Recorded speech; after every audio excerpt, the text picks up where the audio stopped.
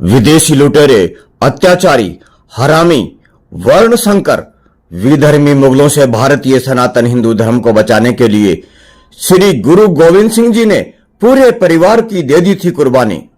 जो कौमें अपना इतिहास और अपनी कुर्बानियां भूल जाती हैं, वो एक दिन खुद इतिहास बन जाती है। दुनिया के इतिहास में ऐसा युद्ध न कभी किसी ने पढ़ा होगा, न ही कभी किसी ने सोचा होगा, जिसमें 10 लाख की फौज का सामना महज 40 लोगों के साथ हुआ था और 10 लाख की फौज के सामने अंततः जीते हैं वे मात्र 40 रणबांकुरे।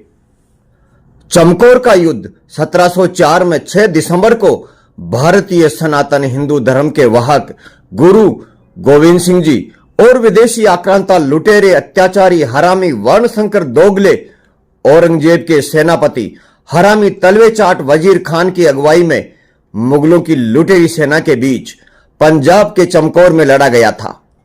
इस युद्ध में हरामी दोगले मुगलों की विशाल सेना के सामने मामूली सी सिख सेना थी, लेकिन हिंदुस्तान के बहादुर सिख लोगों ने बहुत ही वीरता और जांबाजी से लड़ते हुए विदेशी लुटेरे आक्रांता मुगलों को धूल चटा दी और नानी याद दिला दी थी। भारी भरकम लुटेरी मुगल सेना के बावजूद हरामी, लुटेरा, अत्याचारी मुगल सेनापति वजीर खान देशभक्त गुरु गोविंद सिंह जी को पकड़ने में नाकाम रहा।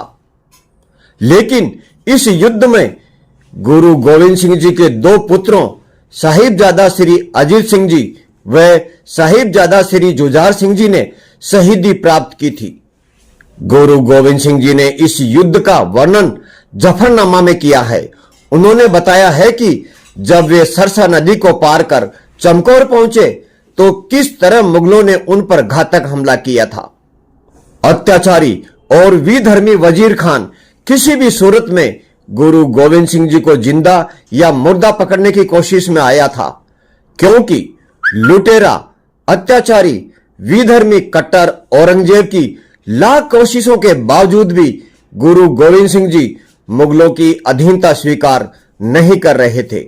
लेकिन गुरु गोविंद सिंह जी के 2 बेटों सहित 40 जांबाज सिखों ने गुरु गोविंद सिंह जी के आशीर्वाद और अपनी वीरता से दोगले विधर्मी वजीर खान को अपने मंसूबों में कामयाब नहीं होने दिया और 10 लाख मुगल सैनिक भी गुरु गोविंद सिंह जी को नहीं पकड़ पाए।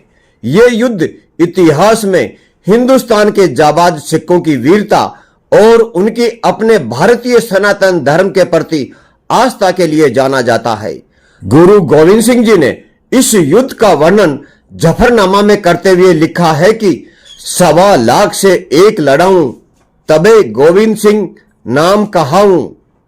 हमने अपना गौरवशाली इतिहास दोगली और तुष्टीकरण की सरकारों की दोगली नियति और नीति के कारण भुला दिया है।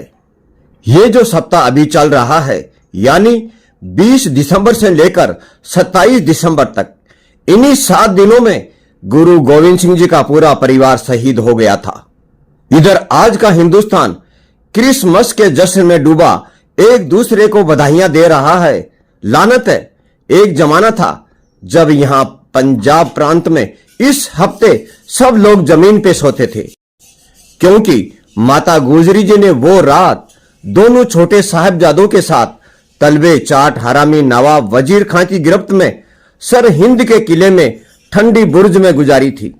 यह सप्ताह हिंदुस्तान में सिख इतिहास में शोक का सप्ताह होता है। हिंदुस्तान का मुगलीकरण होने से बचाने के लिए गुरु गोविंद सिंह जी ने अपने पूरे परिवार की कुर्बानी दे दी थी, लेकिन मुस्लिम धर्म स्वीकार नहीं किया था। इस सप्ताह को शहीदी दिवस के रूप में क्यों नहीं मनाया जाना चाहिए, पर मैं आज देखता हूं कि पंजाब समेत पूरा हिंदुस्तान दूसरे और विधर्म के जश्न में डूबा है। गुरु गोविंद सिंह जी की कुर्बानियों को इस एहसान फरामोश मुल्क ने तुष्टीकरण की सरकारों की दोगली नीतियों के कारण सिर्फ 300 साल में ही भुला दिया गया है।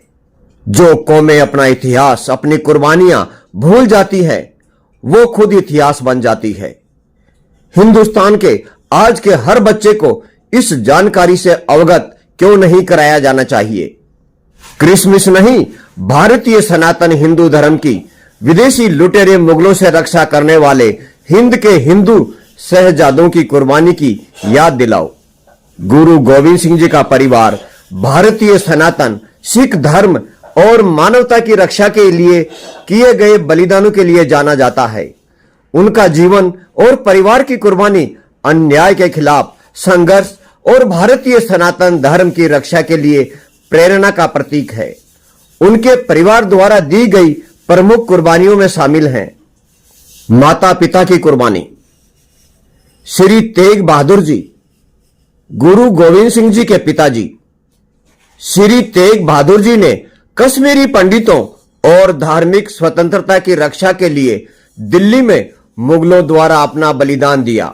उन्हें इस्लाम स्वीकार करने का दबाव दिया गया, लेकिन उन्होंने इसे अस्वीकार कर दिया और शहीद हो गए। बच्चों, साहिबजादों की कुर्बानी। गुरु गोविंद सिंह जी के 4 पुत्र थे, जिन्हें चौऔर साहबजादे कहा जाता है।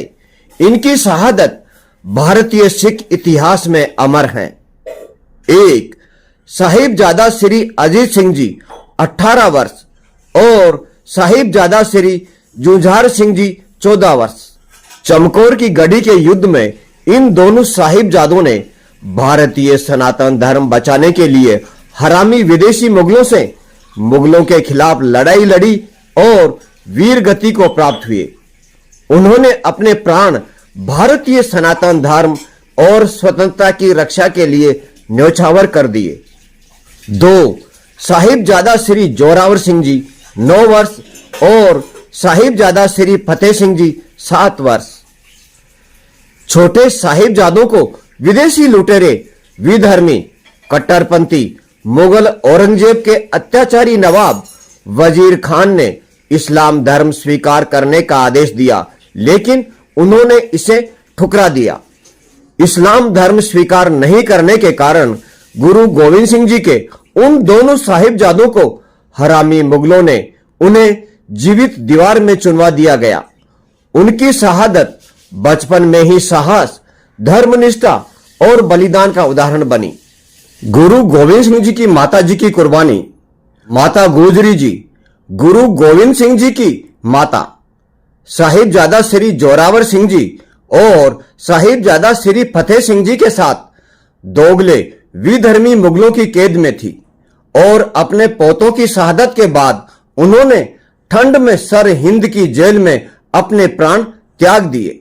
गुरु गोविंद सिंह जी का बलिदानी जीवन। गुरु गोविंद सिंह जी ने खुद भी अपना पूरा जीवन संघर्ष और भारतीय सनातन धर्म की रक्षा और मानवता की सेवा में बिताया। उन्होंने खालसा पंथ की स्थापना की और सिखों को धार्मिक स्वतंत्रता और अन्याय के खिलाफ खड़ा होने का पाठ पढ़ाया। इन बलिदानों ने भारतीय सनातन सिख धर्म को न केवल बचाया, बल्कि एक नई ऊर्जा और साहस से भर दिया। गुरु गोविंद सिंह जी और उनके परिवार की कुर्बानियां दुनिया के इतिहास में न भूलने वाली प्रेरणा है। शेष भाग 2 में। जय हिंद, जय भारत, वंदे मातरम।